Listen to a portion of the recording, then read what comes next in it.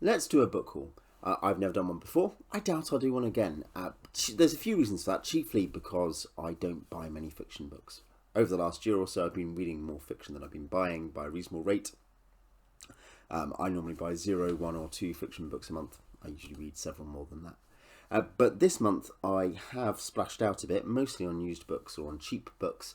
But I wanted to expand my collection in a few places. And I thought it might be interesting to talk about what books they are, because book hauls are one way that we find out what books are out there that we haven't heard of. So I'm going to start from sort of, in a general sense, maybe more famous or more popular on BookTube books, down to less popular on BookTube or less famous on BookTube and beyond. So first, I completed, these are 3 books, I completed my Culture series collection by Ian M. Banks with Surface Detail, State of the Art and the Hydrogen Sonata. I don't know if Matter comes before Hydrogen Sonata and Surface Detail or after. I already own Matter, I haven't read Matter. But now I do have a complete collection of the Culture and I'm thinking about rereading them soon. I think the Culture is just a really great, intellectually challenging and compelling and very well written on the whole series of hard sci-fi. I got basically because someone requested it as something for me to review for my 100 subs video.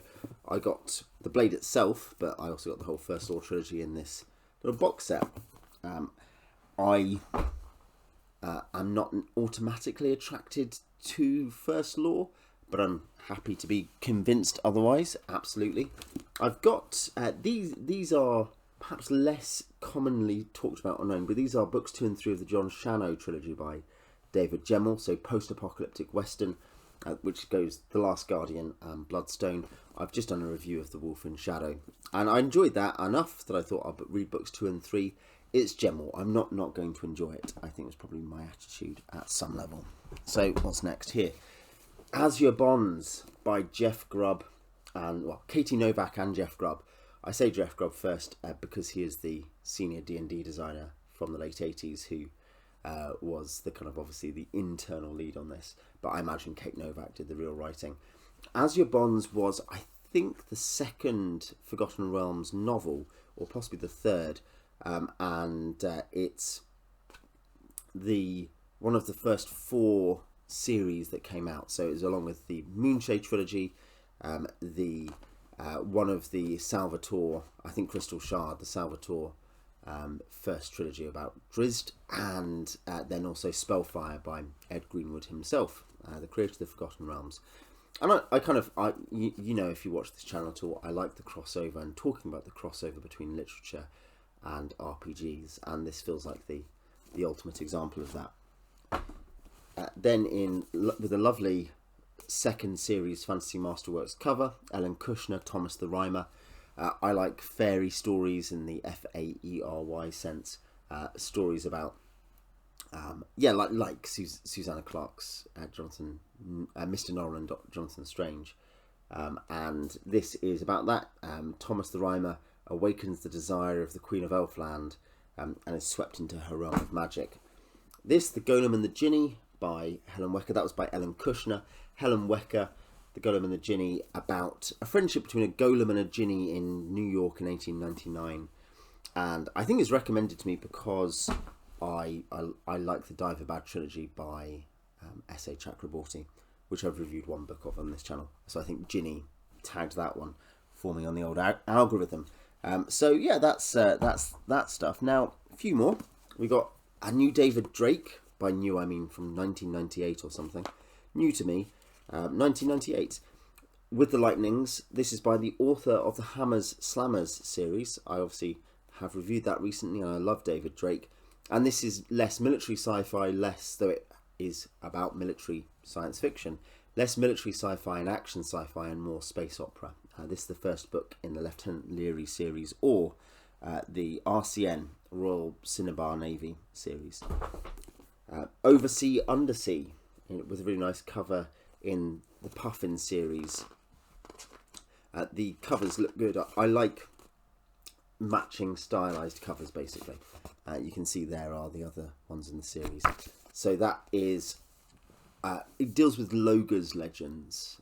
It's a kind of kids in Cornwall find a map in their uncle's attic, they investigate it, it leads into mythology. And I like that. I like Mythico would.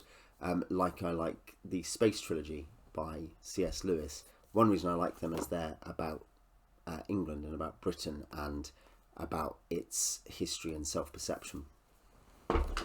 And we still have a few more. As I said, it's a bumper crop by my standards.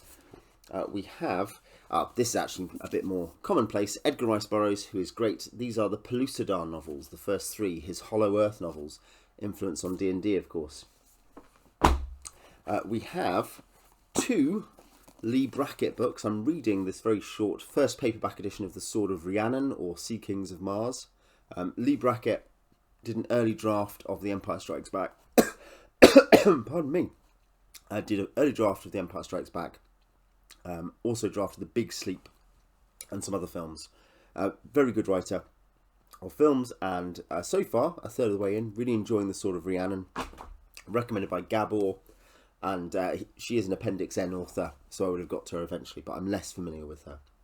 And here, from Positronic Super Packs, 15 short stories of hers, which with a kind of cool front cover there with a big alien ship and some small civilized ships or whatever going after it.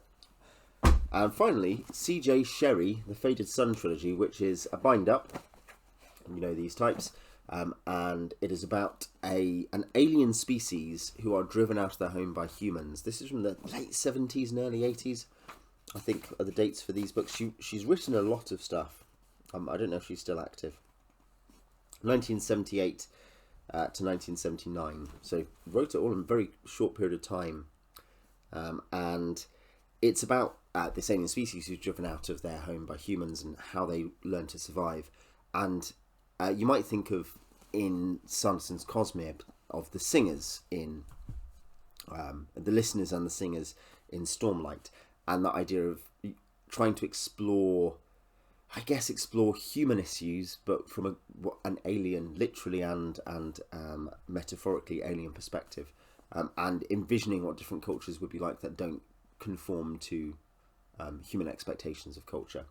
And so, yeah, I'm interested in that. I'm partly extra interested after having read a slighting comment that is about how the Hugo has always been about innovation and about new stuff, and pushing the boundaries, apart from a period in like maybe the late 70s to the early 90s where people like C.J. Cherry and Lois McMaster Bujold were popular in it.